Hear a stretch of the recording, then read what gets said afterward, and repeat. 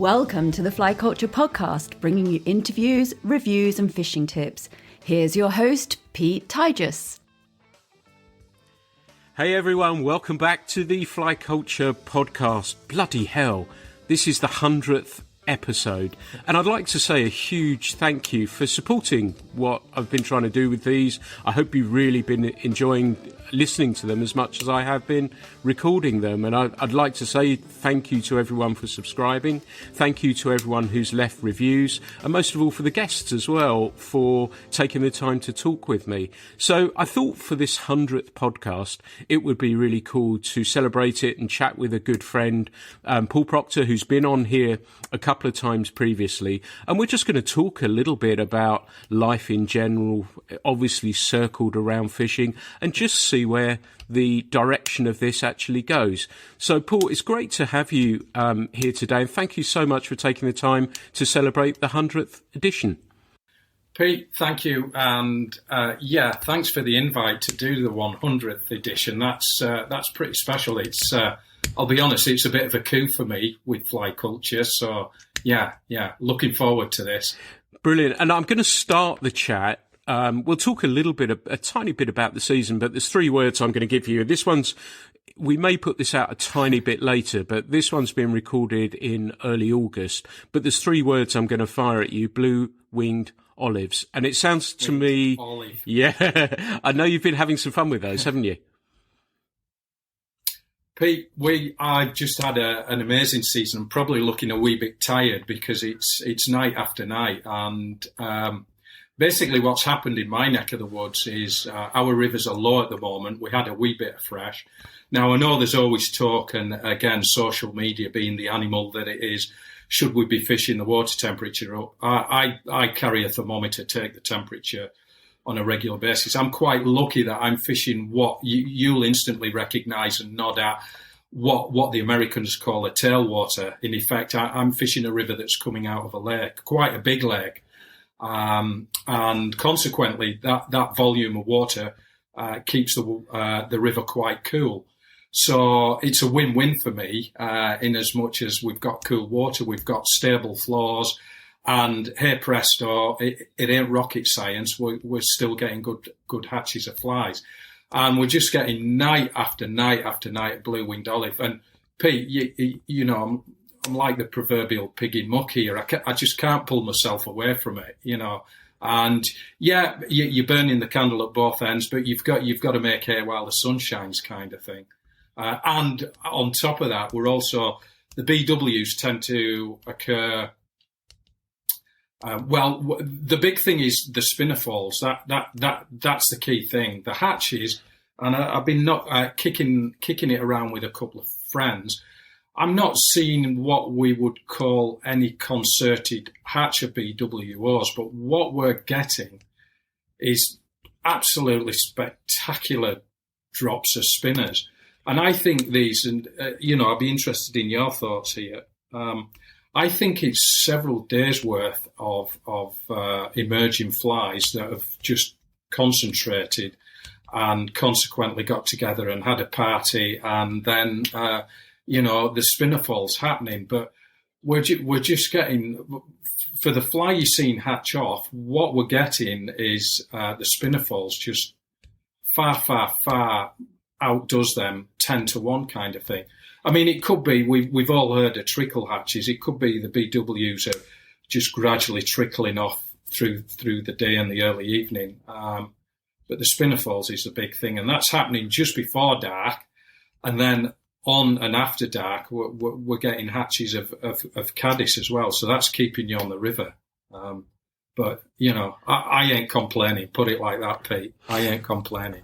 That sounds fantastic. And I know, having spoken to you, that you were planning lots of, right, I'm going to head out, like you say, at night time, go chase these fish down that are eating the spinners. Do you think and one of the themes I'm hearing a lot is that these, the cool start to the year that we had, my friend Perry's got a stream runs nearby where he lives, and he's still getting mayflies coming off at the moment. And that really seemed to mess things up down in our part of the world? And do you think, like you say, these trickle things are happening, and then, like you're saying, you're getting these great big bunches of spinners together to do their thing, so everything's more concentrated, whereas those little trickles would happen and you might not notice the epic spinnerfuls in the same way that you are right now? Yeah. You've hit many nerves there, Pete. I totally agree. I was with Jonathan Tomlinson, a good friend of both of ours, who you interviewed not too long ago. We were doing a piece for one of the magazines recently, and we saw some mayfly. I mean, this was a couple of weeks ago, and totally agree with you. I think it was so bitter up here in spring, Pete. It was unreal. And it just dragged on and on into May. But probably, I'll check my diary, I would reckon the first week of June, we were still getting quite frigid temperatures. And consequently, it just knocks everything out of kilter. And you do, I think, in extremes, I've seen it, I'm digressing a wee bit, certainly with black gnats, a terrestrial, that if you don't get the right conditions, when the conditions come right, it's one big, boom, let's go, lads. And it happens within a day or two, and that's it. It's a sort of blanket fall or occasion, and that's what's been happening. Our spring was, usually I have friends up to stay, and I was calling everybody, but putting them off, saying, don't come, it's difficult, we're getting sort of 10-minute window of rising trout, which is okay for me when it's on my doorstep. I can nip out, hit that activity and get back home. But somebody who's driving 200 miles for 10 minutes of activity, it's perhaps not that inviting, And then there I am, as you know, Pete, catching some tremendous trout. But we were always up against the odds this spring. It was a terrible spring. Consequently, we then went into this kind of settle spell and hot weather. It was like two extremes, from freezing cold to, shorts and T-shirts. And it's just been a difficult year. I mean, the plus point for me, as you know, I gear my life up to be out on the river at every opportunity. So with that comes the not success, but more likelihood of sort of connecting with those little windows that you're going to experience. I mean, I can only feel for people who perhaps fish once a week. You get a set day, a Saturday or a Sunday. You got to take what you can. I'm getting snippets. I'm out every day at what I perceive that key period. Of course, it might not be the key period, but we've got to go off what we know in our diaries and past experiences. And touch wood, it's kind of stood me in good stead, and I'm having a really quite a good season despite the sort of testing conditions. I wanted to ask you actually, because I know you keep detailed diaries and how you monitor your fishing, but as a person, do you feel now, and I see you, and I'm sure many other people listening, as probably the preeminent trout angler around in the UK at the moment. That may be a bold claim, but I think it's true, and I'm sure I'm not alone in that. And I know you're too modest to say either way. But do you feel, as an angler, you're at the peak of your powers right now? First of all, Pete, thank you for that comment. I don't know what you're drinking, but get me a pint of it. Secondly, the check's in the post. That's a God, Pete. You've put me on the spot there. I actually don't. For me, success is measured in. I have my things catching big wild brown trout. I'm not a numbers man. That's not me saying that we shouldn't go out and catch lots of fish. We're all individuals. I'm kind of happy bimbling about. If I had a beard like yours, I'd consult that as well, maybe. Just looking, I get a lot of satisfaction these days out of observing fish. I try and put myself in situations clear water situations. That's why I like New Zealand, Bosnia, these kind of places. And we get a lot of it here. And I know I kind of take the mickey about the la-di-da-di, hoity-toity chalk streams, but I love it because you get a privileged glimpse into the trout's world or fish's world, including grayling.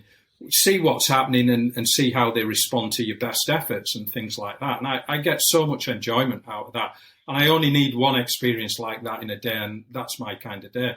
So, yeah, regarding the higher powers, I never look at that.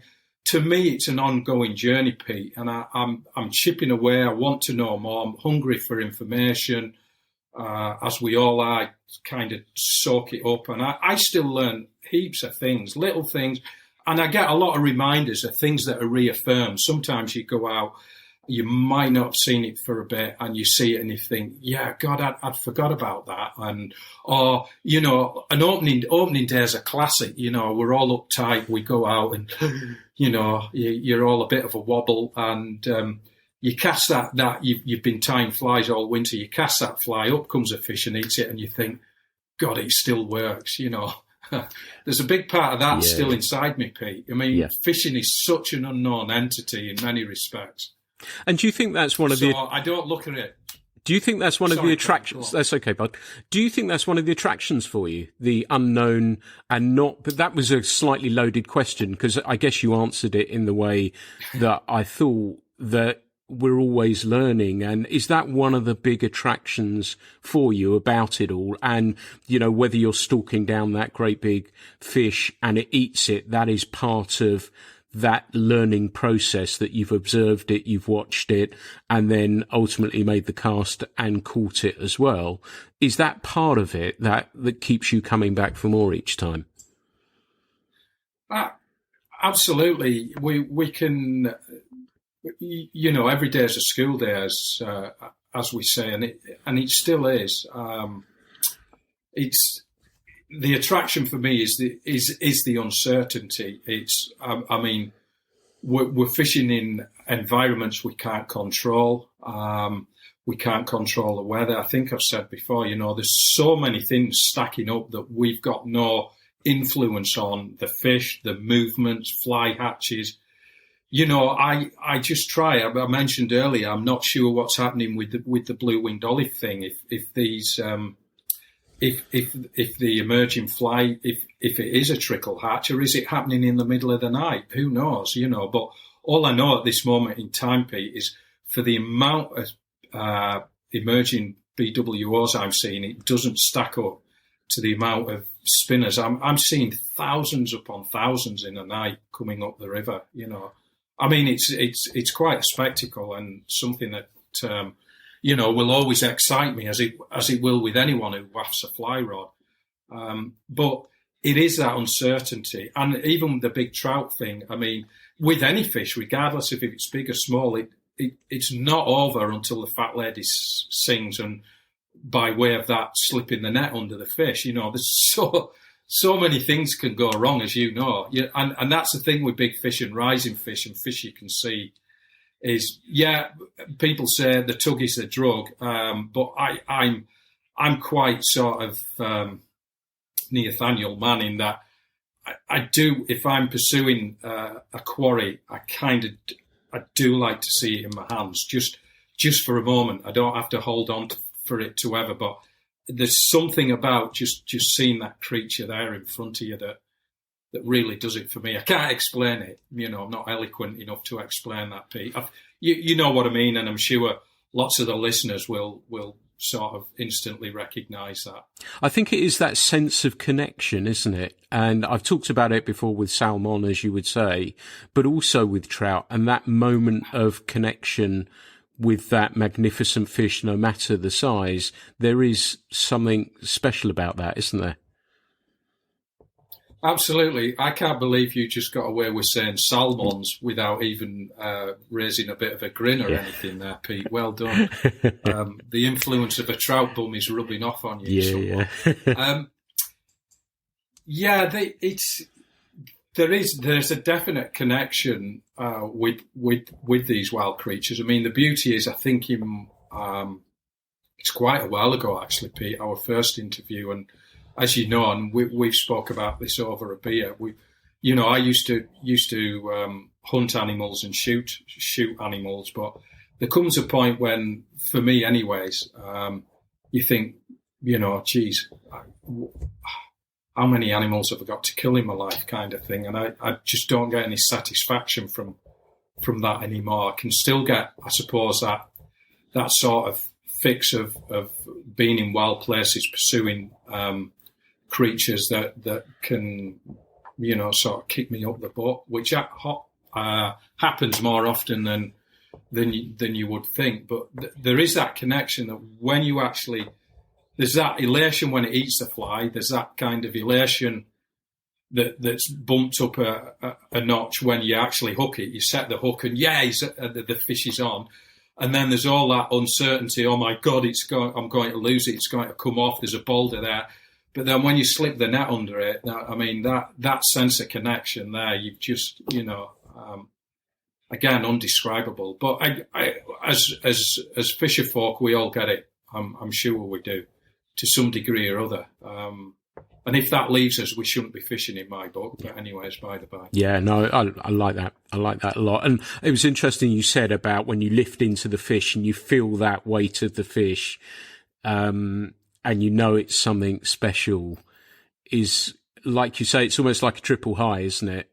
Or even more than that. You see the fish rise, you cast it, it eats it, you feel it, you have the fight, and then you net it. So it encompasses many emotions, all of them pretty awesome, yet you have the potential to have that drawn away from you if it comes unbuttoned as well, haven't you?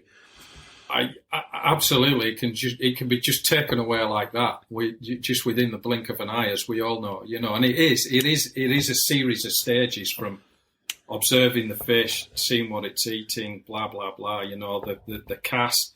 You throw a duff casting, you're on this high, and suddenly you fluff it with the cast, and oh my God, your head goes down.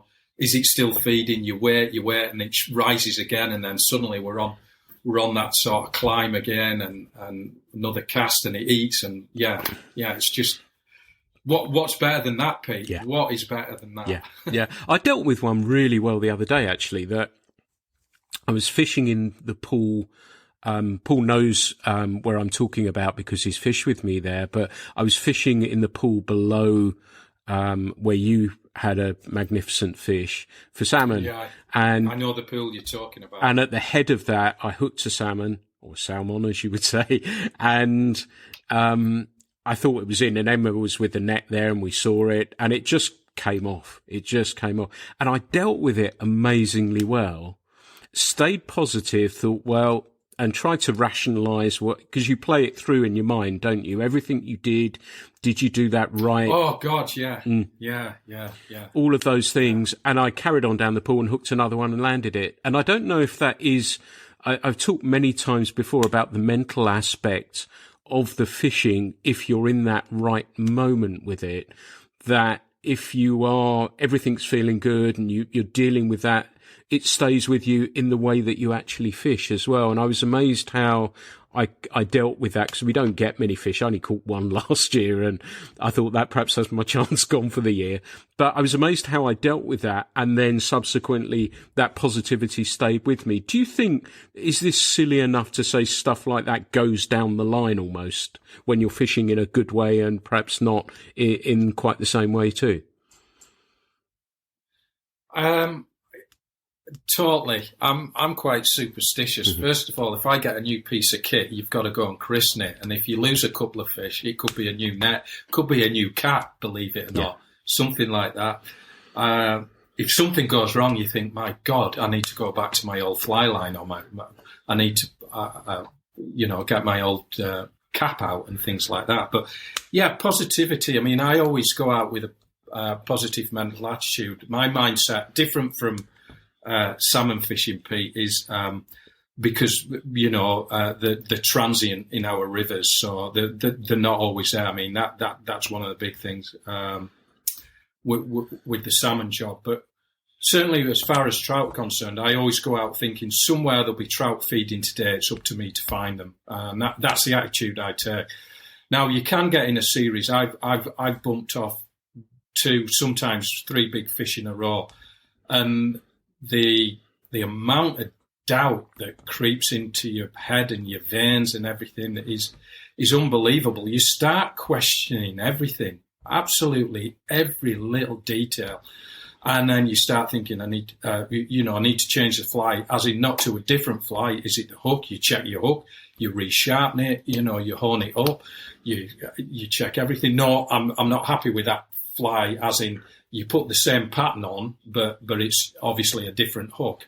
Things like this, and you can, I think, well, certainly for me, my own personal experiences, I can take a little bit of a nosedive, get my head down when things are going wrong, and I think that does transmit some kind of aura out there. There's probably people shaking their heads listening to this and thinking, what are these two guys on here, But it does feel like that to me. It really does feel like that to me. Yeah, we're getting all new age shit on us, aren't we? Something like that. Anyway, but I hear what you say about... Are we allowed to swear on this, Pete? Of course you can, mate. Anything goes on this one. And I think that's why it's done okay. That it's, as you know, we don't edit it. It just goes out as it goes out. But I agree with you. And the cap thing, I've got a cupboard full of once worn caps that something may not have happened, so I'll never wear it again. And yeah, there's plenty of those there, and I think you're right about that, and that's why I asked that question, that, you can feel, and thinking about that when those fish, it's interesting, isn't it, that we self-reflect on it, but sometimes it may just be the fish, the way they've taken it, the way they've eaten it. They may have at the last, and I know you observe fish incredibly closely, but sometimes it can be the fish's fault that it's not eating it as well, can't it? Yeah, well, first of all, Pete, I mean, that's you've just sort of flicked a switch in my head. This self-reflection. I mean, yeah, I'm like you. You mentioned your salmon earlier. I lose a fish, and my head's full of what ifs. What if I'd have done that? Should I let it run a bit more? Should I have turned it there? Should I leaned on it that hard? Was I too hard on it, steering it away from that boulder or that root ball and things like that? I'm replaying it several times over, especially if it's a big fish. You think, my God, why did blah blah blah? All that kind of thing. We definitely, well, I certainly self-reflect. But then moving on to the second part of what you mentioned there was, yeah, I mean, every single fish we hook, as you know, is unique, in that the circumstances, it could be just marginally lip hooked. We will never, ever know. And again, that's one of the beauties or mysteries about it all. It's never a foregone conclusion. Leading on to that, a prime example I can remember was in, there's two things I want to talk about here. First of all, fish actually miss natural flies. I've observed fish feeding when they're taking things outside their domain, i.e. on the surface or just in or more so on the surface. Obviously, there's a refraction to deal with. And as you know, trout, their eyes are positioned on the side of the head, which gives them this peripheral monocular vision, but that crosses over in front of the snout to give binocular vision. So that tells us that trout are nothing new here, that they are actually predator, but they're also prey. They need this peripheral vision to look for predators that are predating on them, but they need this binocular vision to gauge distance to seize prey.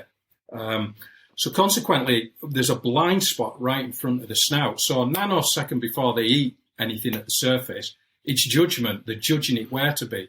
Now, you imagine a trout that, let's assume the surface is the top of the screen now. Well, it's the top of my screen. There's an insect coming down. A trout lifts to rise at.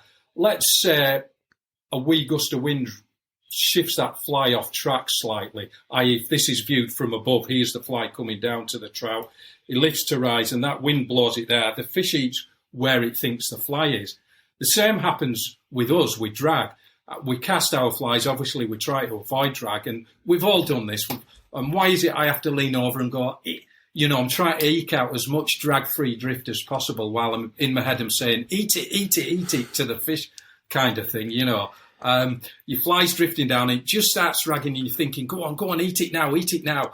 But let's say that fly's coming down, we're positioned down here. So our fly's just tracking this way. The fly sees it, rises to where it thinks it is, but the fly's just marginally drawn off its path of travel.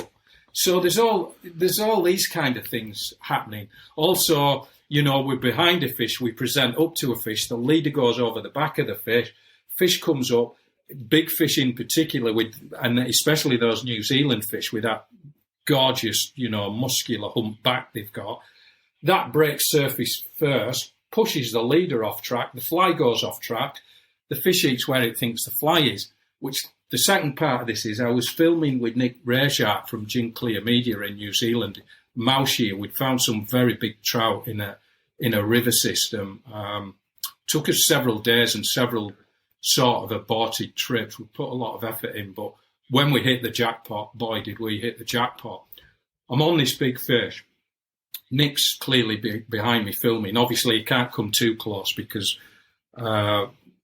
he's trying to avoid spooking the fish. I cast up to the fish, and it's a male fish with a kite. Obviously, the jawline's like this. The fly's coming down to it, Pete. It comes up to eat the fly. As it closes its mouth, it's so aggressive, it pushes the fly to one side of its mouth. Its head goes down, and I don't do anything. And Nick's, Jesus Christ, why didn't you strike, Paul? I saw it rise. But I said, Nick, it didn't eat the fly. Are you sure? I said, Nick, 100%. Anyway, we got back to base camp that night, and Nick run it back on replay, and he said, yeah, you were spot on, So there's all them kind of things happening. Now, on some occasions, that could be, it kind of does that, and the fly's half pushed out. Our hook gets, a little bit of a tentative hold. We hook the fish, and then seconds later it comes off. But in our head, we're thinking, damn, I've done something wrong, or blah, blah, blah. That's my thoughts on it anyways, Pete. Hope it all makes sense. It does, and it got me thinking a couple of things. First off, what you said about the vision of the fish and our pond out in the back garden. I know Emma said she saw a snapshot of the future with you and I sitting there feeding the fish. And the other day we were feeding them, and one of them came up and it was right on its nose and it couldn't see where the food was. Where it was. Yeah. And could probably sense it and feel it, but Yeah, and couldn't do that. And the other thing I wanted to throw into the mix, do you think, and it's only my humble viewings, but early on in the season, I find fish don't eat the dry as well as perhaps, and they take a little bit of warming up to rise confidently too. And I'm looking at our river only because although we get large dark olives, we don't really get rising fish to them. It doesn't tend to, it tends to be Granham where they start to go. So if you get a chance, they're not eating them. Have you detected that, or do you think there is something in that or not? I'd be fascinated to know. Yeah, it's quite an interesting observation you make there, Pete. It's actually quite the opposite on my rivers. When we're grayling fishing, for example, some of the densest large dark olive hatches we get through February, the month of February, believe it or not. And consequently, the fish, they get their eye in. And certainly, we're quite lucky. And here's another sort of, paradox, if you like. Generally, you say things are 2 weeks ahead further south or 3 weeks ahead. Typical example, I've got some good friends, one of them, Lee Evans, another one, Dave Smith, down on the River Usk, and their March brown hatch is a good 2.5, sometimes 3 weeks ahead of our March brown hatch. Now bizarrely, we get our densest large dark olive hatches in the month of February, as I said. So our fish get an eye in, and certainly right from the off, our season begins March 15th, Pete. Right from the off, we can expect rising fish in favourable conditions. Of course, if you've got a raging flood, that's not going to happen. But let's assume the conditions are favourable. We get rising fish, and they're really keyed onto the large darks and March browns. So we don't get these sort of hitty missy sort of rise forms. You know, they're really on it, Pete. They're really on it. Because I remember here, you know, the large darks are around March, and I think I can only recall an open day. We open like you do on the 15th of March, one year where there was, and I was fishing with Toby Merrigan, a friend of ours, and he caught a fish on a dry fly. I'd spotted it, and I said, come on, we'll wade across and have a go at this one. And it was in a little brook that came into the main river, and he caught one. And I can't recall another time, and it's usually around the second week of April that we tend to get those rising fish. And the other thing I wanted to ask was that, you know, I'd expect that to, when those fish are starting to move and starting to eat the dry flies, that I'd be expecting the bigger fish to start feeding more readily, more quickly. But certainly in our little part of the world, it's the smaller fish that come on first, and then it takes a little bit longer for the bigger guys to wake up a little bit. It may even be as late as Mayfly for those bigger guys to actually show any sort of interest. Wow. Do you subscribe to that smaller fish, then the bigger fish, or is it different again where you're fishing? Okay. From my observations, and again, I can only speak about the rivers in my neck of the wood, Pete, and I do remember I'm not drawing experience from one river. I fish. I'm in several clubs. As a good friend of mine says, Brian Pickthall, he says, you've got more clubs than Arnold Palmer, because I'm in several fishing associations and more. So I'm fishing a lot of different waters. We're not experiencing that. My sentiments are certainly just from my observations are, as soon as you get a hatch of substance, big fish will be out. But what is interesting, the wee fish will begin on the front end of the hatch.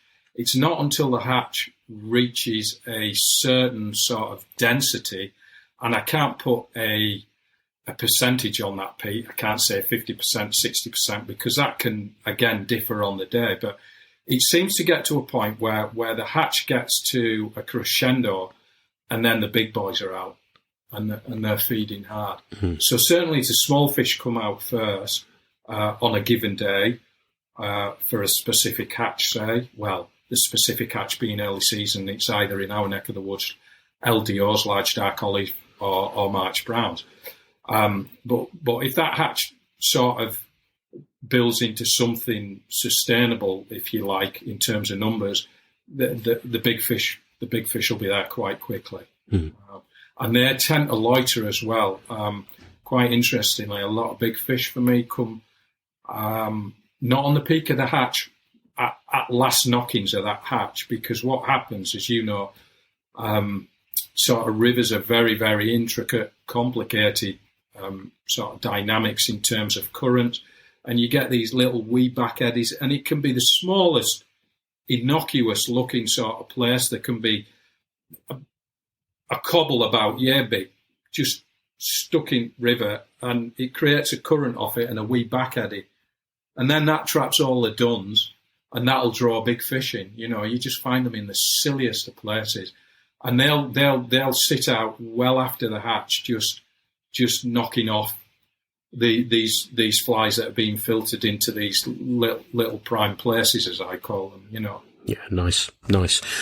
We're getting a real sense inside your head from a thought process, but what else really makes you tick? What else would you like to bring up that makes you tick? There's a God, Pete. Where do we start with that, and how candid can we be with that? As much as you like.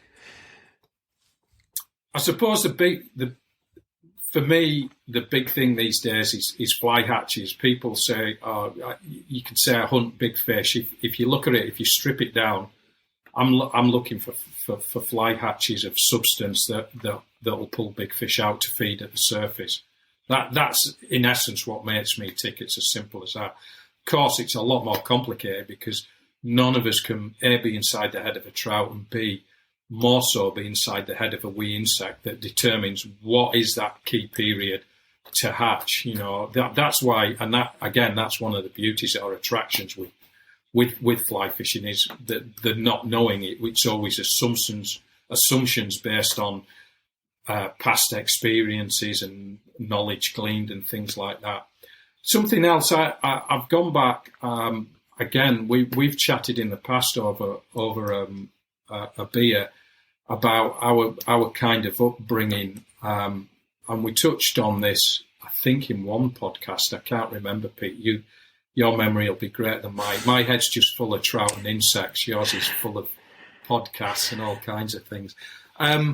About this sort of modern day, if you like, if you want to label it that, where people have got access to the wonderful Interblobby and YouTube and things like that, and there's so much information out there. Part of me feels envious of that because we were kind of denied that in essence, but also part of me, I kind of feel sorry because it's robbing would-be fly fishers of a little bit of this journey, because part of the journey for me is failure, because then that makes, I know we're getting terribly philosophical here, but part of that failure makes that success all the much sweeter, you know.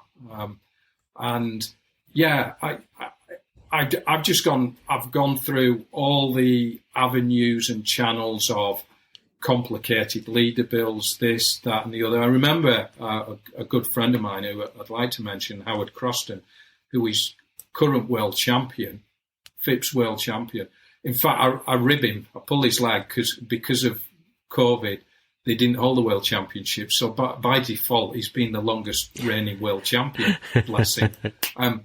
But Howard's a very technical fisher, and he and I were, believe it or not, and hopefully back me up here, were right on the front edge of the French leader when it came out. I actually ran into the then world champion French guy, Pascal, in Poland, and he was using this French leader. He actually gave me one, Pete, which is locked away in the safe. Well, it would be if I had a safe. But I cherish that piece of kit. And we were on the front end of all this kind of technology. But for me, I've kind of gone back to basics in terms of leader builds and things like that. And I often get this. I run quite a lot of courses. I did one the other week for a fishing club, ball and fly fishers. And one of the key things, and you could waste half a day, well, not waste, but certainly the topic would be for half a day, would be leader builds, leader materials, formats and formulas, and all this kind of thing. They're not. And we can, I believe we can ultimately get too bogged down in it. I'm a very big fan of keeping it simple, because the less components you've got in there, the less likelihood of things going wrong ultimately. And these are things that I can fix on the riverbank. You know, people say, what length leader? And I always gauge it on the conditions. You know, I used to know a guy, he'll remain nameless, who used to come out with his sweeping statement, I always fish an 18-foot leader. You know, that kind of thing. And you know, Pete, turning over 18-foot leader with a minuscule fly on into the teeth of the gale is no mean feat, and it's something I can't achieve with any degree of accuracy. Why would I do that? I'd shorten the leader down and make it easier for myself, surely. And I'm very touchy-feely like that. I have a datum, if you like, a starting point, but I'll just tweak it from there. So I'm very big on that. I think sometimes we can get too rigid that if we see things in print, I need to be careful what we say, because A, I'm a contributor to magazines, B, you're an editor of a magazine. Sometimes I think we read things in print and we take them as gospel, and that's not actually the case. Certainly with fishing, you know, it's very, very, very diverse. And I'm like that when I'm fishing. I'll give you an example, Pete. Many years ago, I was fishing a dropper black gnat. This is one I dine out on quite regularly. It's always one I bring up. And I'd caught several fish to the point of, I thought, what am I learning here? Because I like to, as we all do, I like to, you know, we can perhaps, or some of us can go out and catch lots of fish and puff our chests out and think we're Billy Big Balls because we've caught X amount of fish or whatever. Great stuff. But there comes a point when it's a good day and you can't seem to put a foot wrong, I start questioning things. I think, what if I do this? What if I do that? long story short, on that particular day, Pete, I ended up fishing a 14-pound leader with a size 16 fly, and I'd cropped the leader back. I'd eventually got it back to 3 foot. Now, that just shows a degree of tolerance, or to me, that in my head, that rang. Them fish was so keyed in and so keen to get the fill while there's this beam feast that they ignore other things, certain things. A degree of their sort of armoury falls away, and they're prepared to take greater risks. But it does point out what you can actually get away with. And I'm contradicting myself because I'm a fan of long leaders. The reason I like long leaders is there's less likelihood of drag in my eyes for my ability of casting, etc., etc. So, there's lots of, nothing's ever set in stone. Nothing is ever set in stone with this fishing life. I think the key we can take from that, and rightly so, is flexibility. I've mentioned on the podcast previously, I've done similar sort of thing with a mayfly thing, and we were catching a lot of fish. So we said, right, what can we get? And I think we got a 15, 16 pound, not as short. And the interesting points you brought up there as well about, how we can access information, which I think we're looking at this as well from a, let's say somebody gets to fish once a week, every other week. I suppose that's really, really good, isn't it? That you can get that information. Yet I worry sometimes that you can become, lazy is not the right word, but you could put on social media, let's say Facebook or a forum or whatever, recommend me a rod or recommend me a leader. Whereas I think that is the difference, that that you had to try and figure stuff out. And so work that out. And that's where I'm similar to you, that I've gone all the way back to basics, to the way that I'm fishing, even the rods I'm using, to see if that works. And the conclusion I'm having, and I do like using longer trout rods, but I'm fishing the bit of water you fish with me with a 7-foot bamboo rod, and it's absolutely fine. I have to think about how I'm controlling drift a little bit more, but it seems to work okay. And there is, like you say, that diameter thing is very interesting as well. And, if we're looking from a Euro nymphing perspective as well, okay, does that make the flies go down in the water quicker? But nobody's been able to tell me how much quicker and what difference that makes, and ultimately the risk of snapping fish as a result of that as well. So I'm throwing a lot at you there about that, but I think flexibility is certainly the key thing I'm getting from what you're saying there. But how things, like you're saying, the tweaking things and playing with things, is fine to do that, isn't it? Absolutely. Well, first of all, Pete, clarify. I mean, I'm a brash northerner, and say it as I see it. And I hope I didn't come across wrong there. I wasn't saying that YouTube was necessarily a bad thing. It's a great thing. Like I say, I'm envious. We can log on and information's at our fingertips. But I do think, to a degree, some of that does send people perhaps on a given path, rather than exploring for themselves and finding things out the sort of rudimentary way of trial and error. But it is essentially a good thing, because these people who are fishing less often than the likes of us, they can just log in there, pick up little snippets and things like that, and that's wonderful. And like I say, I'm envious of that. That wasn't around in our day. I mentioned the short leader thing. The first fly rod I ever owned, Pete, I came from a coarse fishing background, essentially with fishing with my school buddies. And then I pestered my parents, as you know, into getting a fly rod. First thing I do is dash to a wild lake near home, a town that I know has got wild trout in, because we've been catching them on bubble and fly and worm and all kinds of things. And I want to do this fly fishing, and I'm suddenly faced with, I've got this thick fly line. You're going to laugh at this. How do I thread that through the eye of the fly? Do I have to whittle that down, for example? And then I think, well, that ain't going to work. I need a bit of monofilament. And I've got a monofilament this long, Pete, and I've got the blinking fly on the end. Seriously, I didn't know. No. And then it didn't work. So I think, well, a trip to the library, go to the library. The only book on fly fishing was by someone somebody Spencer, it was about sea trouting. And the principles were the same. And then I discovered about leaders, or casts, as they called them in them days. Your cast, you need a cast of 9 foot. It shouldn't be longer than the rod, because you put a knot in the end of your fly line to weave a figure of 8 onto your loop. So consequently, that knot would stick in the tip ring. Now we've got newfangled loops welded onto our fly lines. Fly fishers today sometimes don't know they're born. But I'm sure the generation before us would be going, "Nah, lad, you bloody spoiled. You don't know you don't need to use silk lines, dry them every time you come back.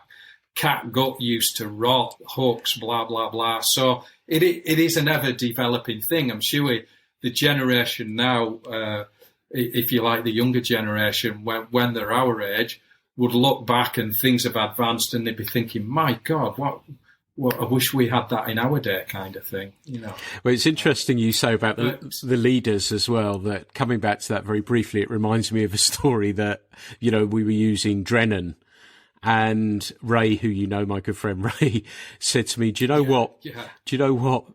I've smoked cigars thinner than that Drennan stuff. And that didn't seem to affect stuff too badly, does it? And it sort of plays into the story that you said about using, 12, 13, 14, 15 pound tippet and it working, and having those things coming into the marketplace, like you say, that change. Because I remember when I was fishing, you had a lake rod. Being in Essex where I was, we weren't blessed with too many rivers until I found one in Hertfordshire. I had a lake rod and I had a river rod. So I had a 9.5 foot 7 weight and a 8 foot 5 weight. And that was it. And, you had a line. Yeah. And then then you discovered about sinking lines for your lake fishing.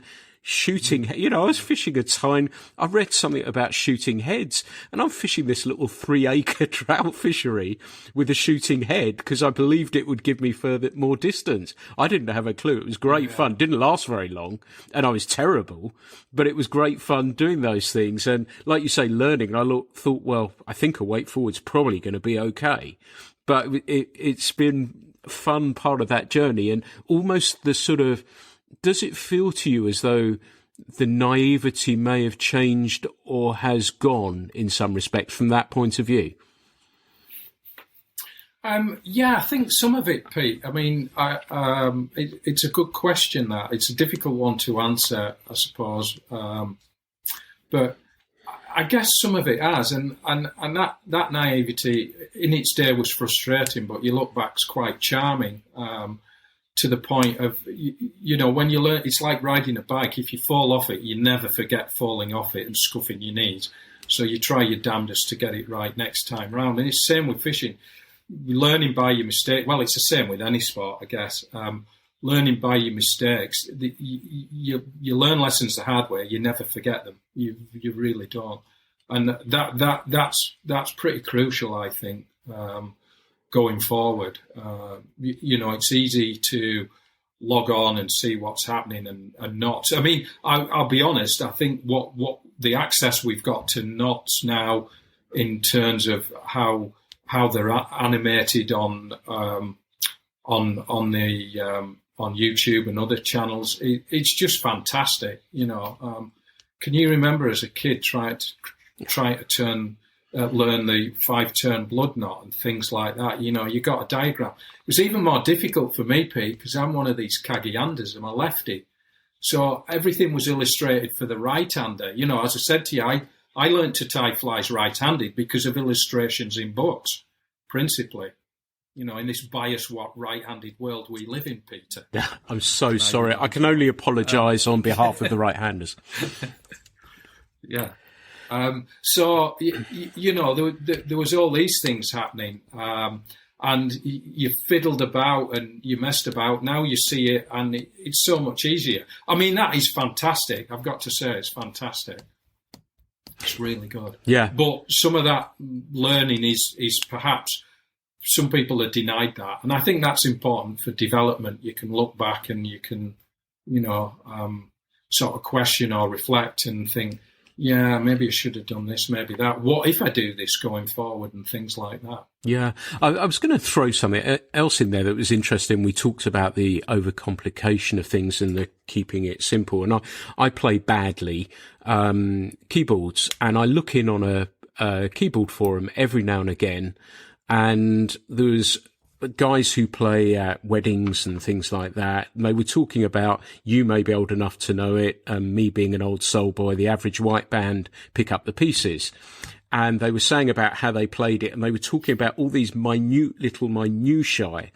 And the guy was writing some stuff, and bless them, they didn't realise it was the guy who played keyboards in Average White Band. And he was saying how simple his setup was. He uses a computer and a keyboard, and these people are saying, well, I tweak this amount and this amount. And, you know, it's fascinating to look out of fishing, yet into a different sphere, and that sphere still has a similar sort of thing. And I guess that is the overriding global universal reach of the interblobby, as you call it, isn't it? Absolutely. I mean, I play the guitar badly, very badly. I strum occasionally, and yeah, I'm guilty in a total different environment for fishing, in that I access YouTube to learn riffs and chords and all that kind of thing. Incidentally, I'm playing right-handed as well, Pete. So what I wanted to ask you next, is there anything else that, you know, we're getting a lovely look inside. What else are you thinking about at the moment? And as we said, as part of that making you tick, what else are you giving thought and consideration to? I think going forward, Pete, I don't think I know. I'm very, very proud to be vice president, one of the vice presidents of the Wild Trout Trust and Salmon and Trout Cons. Again, very, very potted. I cut my teeth on wild fish on a stream close to home. Remember going into the tackle shop and the grown-ups catching whoppers, you know, and these were stocked fish, and I hankered after that. And I then consequently went and did all the reservoir stuff, and I wouldn't change it. We need that. I'm not poo-hooing it. It was part of what I am today, and I learned so much. You could argue that fish in that environment can be a little bit more choosy and difficult, and not educated but conditioned, and they can be really hard to tempt. But I did that, and then I consequently went back to my roots of wild fish, and for me, you know, going forward, we all take. I'm as guilty as anyone. We all take. We've got to give back at some point, because, you know, every day we see on the news things about the environment, the greater, you know, sort of world, the plastics in the ocean, but all these things and sort of ultimately impact on fishing as well. And, you know, we just need to be aware of it. And I just encourage people. I don't want to get on the soapbox, but because you brought it up, again, just to make everyone aware. I wasn't aware of what questions Pete was going to ask. He's put me on the spot a wee bit, you terror. I just think we need to put a little bit back. We all need to. If we all put a tiny bit back, that just grows. That really grows big. And I'm very sort of fish welfare-y as well, in terms of, I know you, and one thing I want to thank you for in the magazine, on your last page, you always have these couple of paragraphs about you know, sort of looking after your quarry when landing it, keep your hands wet, keep fish over water, blah blah blah. You know, I'm very, very big on that. And I you know, Pete, it's easy for us all to wave a big stick about, say you shouldn't be doing that, you shouldn't be doing that. I'm not about being negative. I want to be positive. I want to sort of encourage people and say, look, this is how I think it is. I'm very conscious these days of keeping fish in the water over the net and slipping them away and things like that. And I just encourage people to do that, and I try and get that message over as probably too subtly in some respects, but over on my sort of social media feeds and things like that.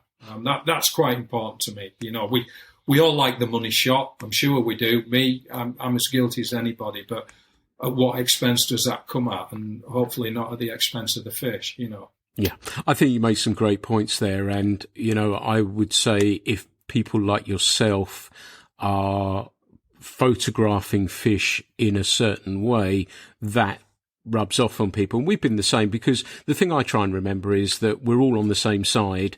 And again, coming back to not everyone's doing it every single day. So, you know, in the excitement and everything, perhaps they may forget some of those aspects of it. But I'm with you on that subtle is good. With the magazine, as you know, we don't have any grip and grins. Everything's photographed near the water. I think about every single photograph that is put in there, and letting people discover that on their own, rather than calling people out. I don't think we all want to be on the same side, don't we? And if people, role models like yourself, if they're seeing that the way that you photograph fish will, I think, ultimately lead to that filtering all the way through the system. And I've noticed, I don't know if you've noticed the same, that I'm seeing less of that now. I will say this now, and I'm not going to apologise for it. Please, and I'm sure if you're listening to this, you probably don't, please don't lift up the dorsal fin on a grayling. That's the only thing I will say. It breaks my heart when I see that. They're a beautiful fish with the fin down. That's the only one that I get a little bit spiky about. I won't call people out on it, but I think that we are starting to see people realizing that you can photograph fish in different and interesting ways without them having to go out of the water. And thank you for that, for being a leader in that. And as I said, having an impact on people as a result of it. Well, a few comments there, Pete. First of all, role model. I'm hardly a role model, and I definitely ain't no influencer or anything. I'm just nuts and bolts sort of fly fishing, you know. One thing I do while we're talking about that kind of thing, I suppose, touching on the social media, I have a thing. Fishing's still, because I grew up, we grew up without mobile phones and things like that. To me, fishing's still pretty sacred. I just have this thing, I don't post from the riverbank. That's my time, blah, blah, blah. You know, and maybe I'm a dinosaur here, Pete. Maybe I need to kick up the bottom and get in the real world and do that. And again, I just want to reiterate, I don't want to call people out. I'm totally with you, Pete. We're all on the same side. We're all at different levels. I'm lucky that I fish a hell of a lot. I fish most days, or I'm in that environment most days near the river. I'm watching them, checking rivers. I've got 2 rivers that, you know, my closest one's like 7 minutes from home, for God's sake, you know, and it's an absolute gold mine. So I can be there, I can look, see, whatever. And you're absolutely right. It's a fair point, Pete. But people in that moments of excitement, it's easily done. But who am I to sort of chastise that's unfair. That's their moment. But certainly going forward, we all learn from our mistakes, you know, and just like people to be perhaps just a little bit more considerate with that side of things. I mean, there's fish. I'm sure it's happened to you. I know it happens to me a lot. You kind of land a fish and you think, I'll get a snap. You get the camera out and it's gone, you know, and happy days kind of thing. It'll live in my memory. And I've mentioned it on here before. You say about those photographs and, you know, Duncan and having a magical day with him catching a 3¼ pound brown trout on the tour, and it slipping away before we got a photograph. And his immortal words were, "Don't worry, you and I saw it. That's enough." I've talked about it on here before as well, that for me, going fishing with people at times I found very, very difficult, because I was always expected to catch the most fish or least fish. And the most fish and the biggest fish. If I didn't, I was obviously crap. And I put myself, and I was never put in that position to feel that way, but I felt that way because of it. I felt under extreme pressure, and there were times that I just wasn't enjoying fishing because of that, or fishing with people. Have you ever experienced that yourself? To be fair, I haven't, Pete, and that's not me saying I'm the greatest fisherman. I catch the most fish. I just get in my own little zone and go and do my own thing, really. Again, for sake of mentioning Howard and hanging on his coattails as world champion, Howard and I used to fish a heck of a lot together when we were younger. And actually, he's an outstanding angler. He really is. And we used to kick things about. We used to fish together as a bit of a unit. We could do our own thing, but we'd link up and we'd find a bunch of fish. How are we going to do this? Leader, blah, blah, blah. And then we'd watch each other. But I never felt pressured, though. I'll bet you now if I went fishing with Howard because of what he's achieved, I'd be a nervous wreck. I reckon I would. I would feel under a degree of pressure to sort of perform. In fact, tagging onto that, doing the writing for the magazines, namely, if you don't mind me mentioning, Trout and Salmon, obviously. When you go and do live features, as they call them, i.e. you visit a fishery or a piece of river to talk about it, that in itself brings a degree of pressure, because you've got a photographer there, everything's kind of hanging on, in essence, your performance of the day kind of thing. And that is, I find that quite stressful, believe it or not. I do. But I've never felt under pressure with the people that I fish with, Pete. I just do my own thing. I mean, you and I have fished together quite a few times, and I mean, for me, that's how it works. We have a chinwag, we get to river.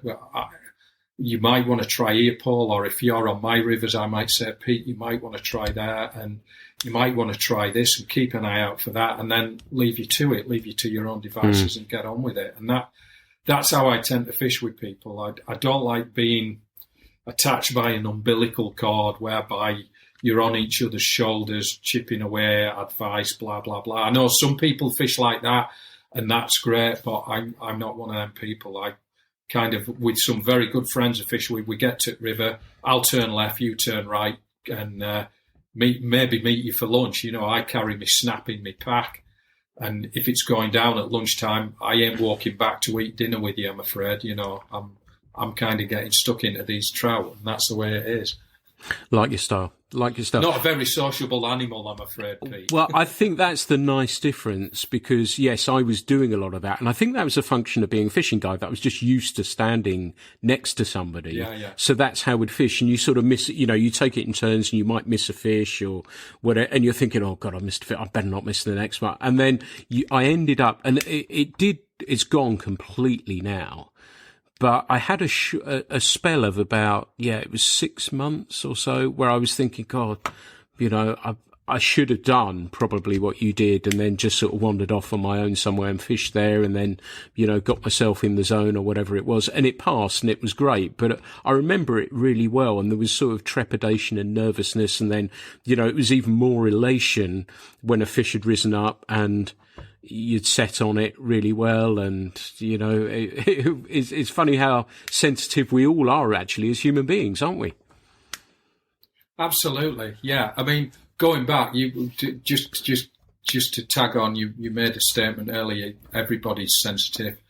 I reckon politicians aren't. They're a bunch of egotistical so-and-so. So, well, you've got to be, haven't you, to stand up in that environment and sort of start,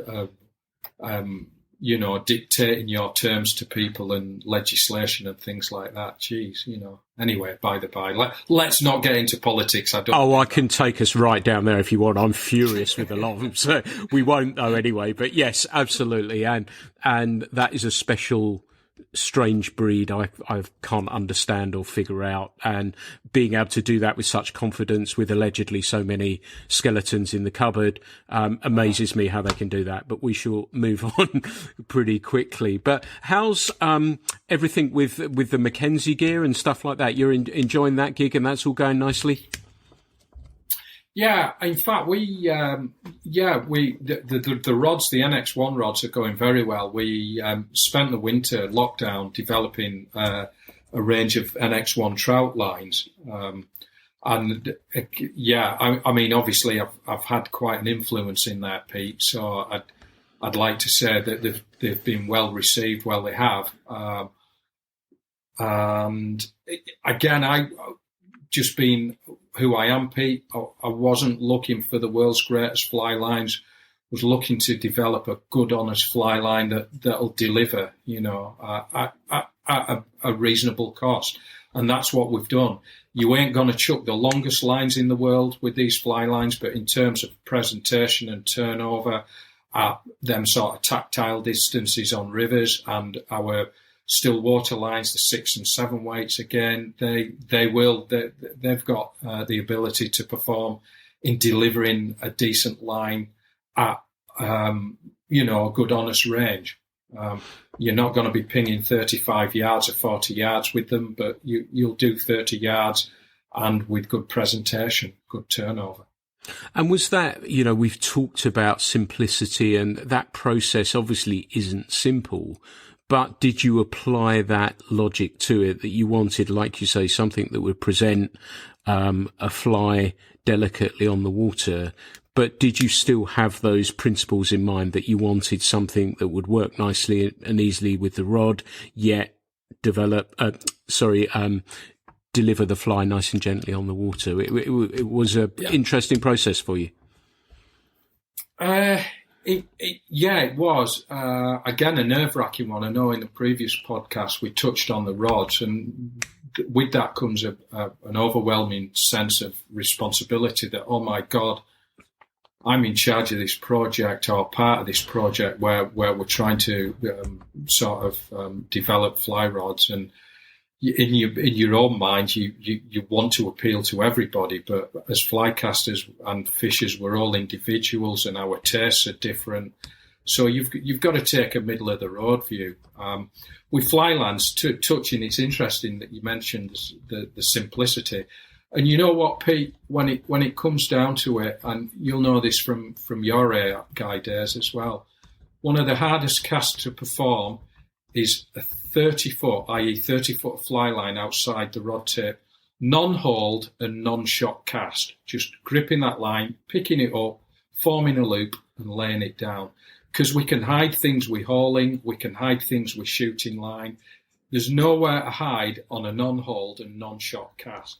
And I went back to that principle when I was developing fly lines of picking up 30 feet and just laying it down with a nice controlled, stable loop that unrolled, and did it with continuity, well, consistently, time and time again. So that was in my head, Pete. That was my remit. And then once we'd got that, because it's amazing, I'm a fan of many lines, and some of my favourites were the mastery lines going back. And when you actually pick them up and you do this subjective exercise of 30 feet of line, up, down, it's amazing how many little wrinkles and chinks in the armour appear in these top-end fly lines, It really is that you don't see in a fishing perspective, because A, either you're hauling, or B, either you're shooting line. When you do that very simple exercise, it starts highlighting things. And that was my sort of datum. That's where I started. And from there, once we'd got that right, I then started looking at tweaking the tapers. I've got to say that Andy Toft, I'm sure you know Andy, he's a very, very well-respected double-handed spare caster, very, very cute and exponent of the single-handed rods as well. Andy Toft was a massive influence in there as well. I can't go forward without mentioning Andy's input in there. He and I got to met up and chewed the fat on several occasions, and it's nice to get them different angles coming in, because he'd look at where I wanted to be, and he'd say, "Have we thought about this?" And I said, "By God, you're right. Back tapers, front tapers," and it does sound very complicated, but when you strip all that away, we didn't go in for anything super, super sexy or complicated, Pete. In essence, what you're looking at is a refined weight forward line. Yes, admittedly, sort of longer front taper for just to take the sting out of it and deliver with a degree of delicacy. Great. Yeah, great. Well, I look forward to, I'm due a new fly line, so I may come knocking at some stage as well. So okay, we'll sort that out. That's really, really cool. Well, here's one for you, Pete. Going back to our formative years, I know you and I one winter's day I had a long discussion about it, and you were doing silly things. I think it was you, and I don't mean to put you on the spot because I did. Well, he's a classic. Going back to that, did you know when you got your reel? Where did you feed the fly line out? Was it out of the front of the cage? Was it out of the back of the cage? Well, that's a really good question. Because I think we may have talked about that, and there have been certain situations where it may have gone through the fly keeper. There may have been... Well, that was going to be... I was just leading on to that as well. Yeah. So there was that. And then I didn't know, because I, as many other people had, I had a rim fly. So I think, had a rim fly as well. First off, it went out and under. And so... And I had no idea. And it may have been, I think it was at a fishery, which was really cool, that somebody said to me, look, you don't want it here. And you'd get an old guy who'd say, look, you don't want to do it like this. You want to thread it through there. And he probably pulled it back. I was probably casting 10 feet because it was going under the reel the wrong way and through the fly keeper and up the rod rings and everything else. And I think there was probably an old guy who took me under his wing and said, you got this wrong. Let me sort this out for you. And that was really cool. Those little small still waters where people would give you advice. But I think that's what I remember stretching. I remember reading somewhere that you had to stretch a fly line. I had it stretched up and down the stairs because I had no idea what I was. You probably hitched it to a blinking Land Rover. No, I had it going up and down round the banister and back up again and everything. It said you must, and it was an Abu fly line. I remember buying this thing. Oh, right. It felt like it had been dipped. Yeah, I think it had been dipped in chalk or something. Before it had this strange. It was anything but slick, and I'd bought it, and I remember reading that I needed a 10'7" fly rod to fish a reservoir. So I bought a rod. Do you remember Aiken? Aiken? Yeah. Oh, I don't know. My first fly rod was a Daiwa, believe it or not. Yeah. And stuff like that. And it comes back. I guess we come nicely full circle, haven't we? That we just didn't know that. Yeah, but for you, threading stuff up was similar. Yeah, absolutely. But I knew if I just pose that question and buy a wee bit of time, as you put me on the spot, is there anything else? Now, something's gone off in my head, Pete. Go on. You mentioned the small still water community. People are often under the... certainly with me, because my preferences these days, I like fishing rivers and for wild trout. People think I poo-hoo small still waters. I'm still a big fan. In fact, I was teaching the other day on one, and you mentioned this community, and that's one thing I always found on the small still waters. There was a sense of belonging and a community there, and I hope that continues. And I'm the biggest fan of small still waters because I'm blessed where I live.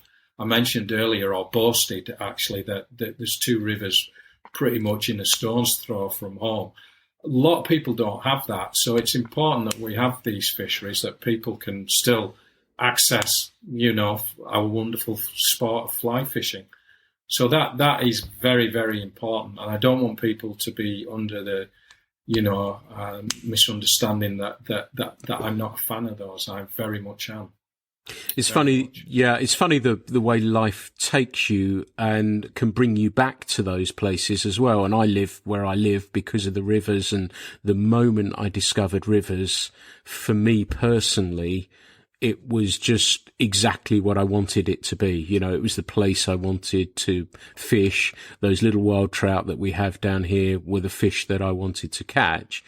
But I spent many years when I worked for Nick teaching on a small still water. And like you say, that community, how's it going as you walk round? Because you don't see that so much on a river, do you? Where you get that, how's it going? catching on a whatever it is, and it's kind of nice. And I always tried my very best not to, if you were taking people around to teach them, not to say, I'm an instructor, you're hauling wrong, or you're doing the, just let people enjoy it. And that's the key thing, isn't it? It doesn't matter if it's a crap cast, or it doesn't matter if the person's out there having some fun. They don't need me walking up to them and say, well, look, if you do this, and I get where I called it instructoritis when you just passed your casting exam, that you felt you wanted to tell anyone that had a fly rod in their hand, well, that's a bit wrong, that's a bit right, that you should do that. And I quickly learned, don't do it, Pete, don't do it. I bet you had one of them waistcoats with about 15 instructor badges on, didn't you, Pete? In fact, there was more badges than waistcoats. Do you know how many? I had 0. You know me. I was 0. I wore my AAP guy cap, and when I passed, when we were up there in Scotland, I used to wear that a bit. But no, it's like you say, we were almost stealth, wasn't it, in the end? And that was kind of one of the cool things at that time in AAP Guy, wasn't it? It was sort of, not a secret organisation, because that's the wrong word, but it was cool. And you bumped into people like Fernie and said, I want to be able to cast like him and throw a line like him and fish like him. And he said, Brett and I drove back to the airport after we thankfully passed our exams. This is Brett O'Connor, who's been a guest on. I remember that Saturday night very, very well. Yes. And, and Fernie said, well, when we'd passed on the Sunday where we drove back, and Fernie said when he passed that he left wherever the venue was wearing his AAP Guy cap in the car on the way home. We didn't quite get there, but the overriding memory I remember is that I got a lift back from Brett. The only problem we had was that I was flying from Edinburgh and he was flying from Glasgow. So he dropped me at the wrong place. And so I had to try and get a taxi home. But that sort of thing, it was a really cool time in fishing. Generally, it felt to me. Did you feel the same? Yeah, well, certainly that era we went through was pretty special. I've still got extremely fond memories of that. It felt really good. We kind of just met, in fact, and like-minded souls. But you mentioned Brett, Jim. We just went like that. In fact, the four of us sort of commandeered a table and just talked utter rubbish all night long about fishing into the wee small hours, if you remember, fueled by copious amounts of vino collapsing, I think, or something like that. But that was a great time. But again, just going back on something you mentioned, we're talking about this still water community, which is fabulous. And you said you don't see it on rivers. I definitely don't see it on rivers, Pete, because if I see anybody else, I either cross the river or turn around and go the other way. I'd like to thank you so much for being a guest on here. I've, as always, thoroughly enjoyed chatting with you, and thanks for taking the time to talk with me. Pete, well, thanks need to be bestowed on you because, thank you for the invite to do the 100th podcast. That's pretty special to me. As ever, you and I get rabbiting on, and it just goes on and on and on, doesn't it, really? I mean, can any people imagine us, and we should do it one time, we should set this up in a pub over a beer. That'd be good fun. God knows what will come out, mind, but it'd be damn good fun. Anyway, but appreciate that, Pete. Thank you very much. Mate, thank you so much. Just keep doing what you're doing, man. Okay, you too, Pete. You too. Take care, buddy. Thank you. Thank you, everyone, for listening to the 100th episode of the Fly Culture podcast. I hope you've enjoyed this one as much as me. It's been really great fun to record. Thank you for subscribing. Thank you for the comments. I greatly appreciate them. It was lovely. Dave Froy, a big shout out to you. I bumped into you on the while we were mullet fishing, and you recognised the ridiculous beard I have. So thank you for that, and thank you for the kind words about fly culture as well. So thanks everyone for listening to the Fly Culture podcast. As ever, there will be plenty more down the line. The Fly Culture podcast is brought to you in association with Fly Culture, a quarterly print magazine. For more information, please visit flyculturemag.com.